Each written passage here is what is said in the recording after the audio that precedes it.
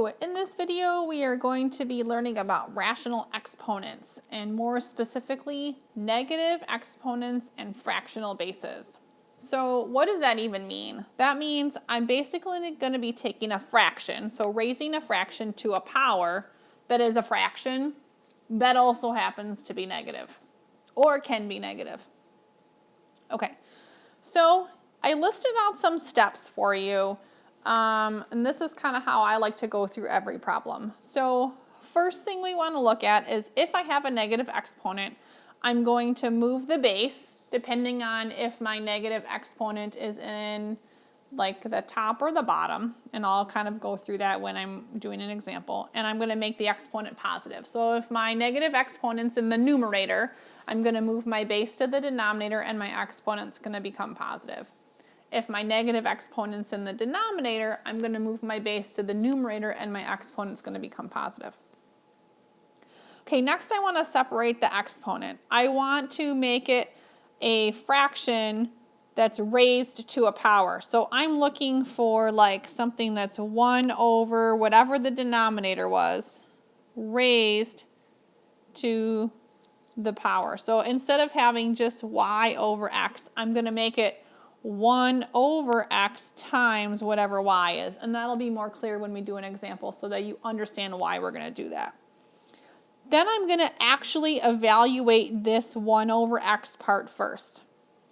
Basically, when you have 1 over a number, it's like taking the root of that, whatever it is. If it's a 2 on the denominator, if it's 1 over 2, it's taking the square root. If it's 1 over 3, it's taking the cube root. If it's 1 over 4, it's taking the fourth root.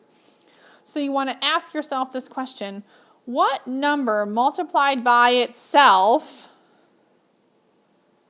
this many times in the denominator is equal to the number that's underneath my radical? And then the last thing I'm going to do is evaluate the last exponent, which is the y. So I think that'll make way more sense once we just do some examples. Okay, so I'm going to evaluate and simplify. First thing I see here, I have 1 over 64 to the 2/3 power. Okay, so what I'm going to do is I'm going to split this up. I'm first going to apply the power rule. So this is the same as 1 to the 2/3 divided by 64 to the 2/3 and split it up. Okay, 1 to the 2/3 is just 1. 1 to any power is just 1. All right. So now here's the part that I'm going to do on the bottom. So I'm going to split this up and I'm going to say this is the same as 64 to the 1/3 power. I'm going to zoom this in so I can write it better. 64 to the 1/3 power squared. Okay, so that's where I'm separating that fraction. And then I'm going to ask myself the question. So I'm going to evaluate this part first. And this says, what number multiplied by itself 3 times is equal to 64? Okay, this is essentially, we're evaluating what is the cube root of 64. So what number multiplied by itself 3 times equals 64? So 1's not going to do it. We know that 2 times 2 times 2 is 8. And 3 times 3 times 3 is 27. What about 4 times 4 times 4? That's going to be 64. So this becomes 1 over 4 squared. And we can evaluate 4 squared, which we know is 16. So my final answer is 1 over 16. Okay, let's do another one. Okay, this one says 81 to the negative 3/4. Okay, because I have a negative exponent, first thing I have to do is I'm going to rewrite this as 1 over 81 to the 3/4 positive, like that. Oops, I'm going to make this bigger again so I can write it nicer. All right, now I'm going to split this up, and I'm going to go 1 over 81 to the 1/4 power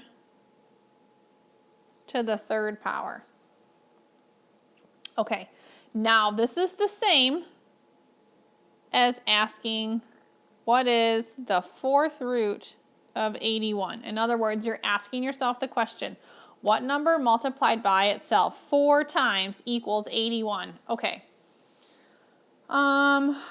Well, let's start with 2. So I like to think of it this way. So I have 2, 2, 2, 2. So 2 times 2 is 4, 2 times 2 is 4, and 4 times 4 is 16. That's not it. So let's try 3. 3, 3, 3, 3. 3 times 3 is 9, 3 times 3 is 9, 9 times 9 is 81. It's 81. That's what I'm looking for. Okay, so the 4th root of 81 is equal to 3. Then I have to evaluate what's 3 to the 3rd power. So 3 times 3 times 3. 3 times 3 is 9 times 3, which is 27. So this would be 1 over 27. Okay, let's do another one. 125 to the negative 2/3. So I'm going to rewrite this as 1 over 125 to the positive 2/3. And I'm going to split up my fraction. So this is going to become 1 over 125 to the 1/3 power all squared. So this is the number that goes in the, this number goes in the denominator, stays as the fraction, and then this number is the one that kind of comes out front. Okay.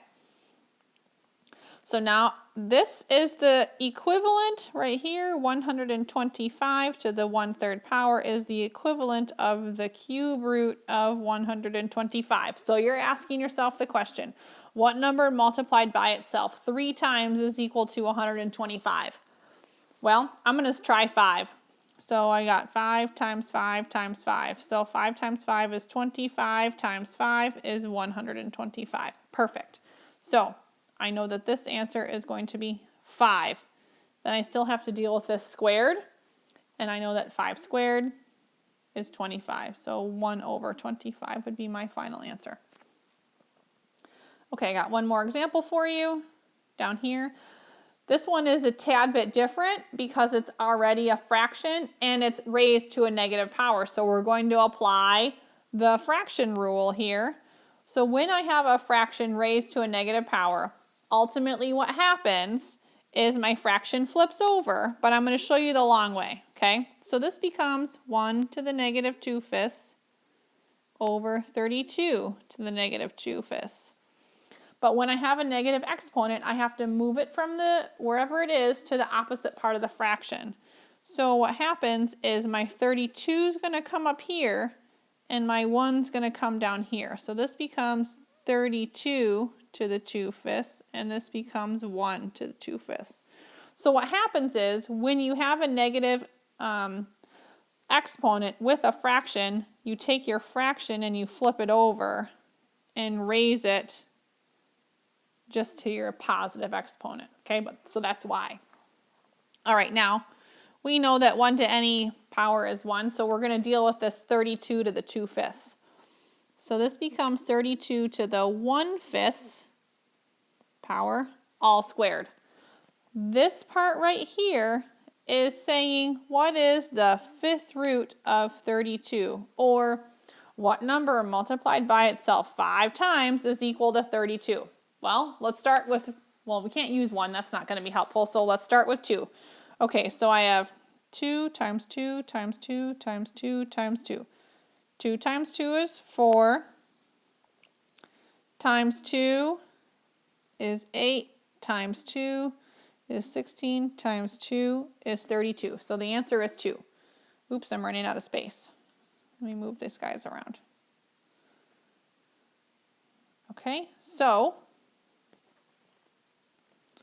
equals 2 squared. And what's 2 squared? 4. That's my final answer. So you just want to be careful wherever your negative exponent is. You want to make sure that you're moving it appropriately.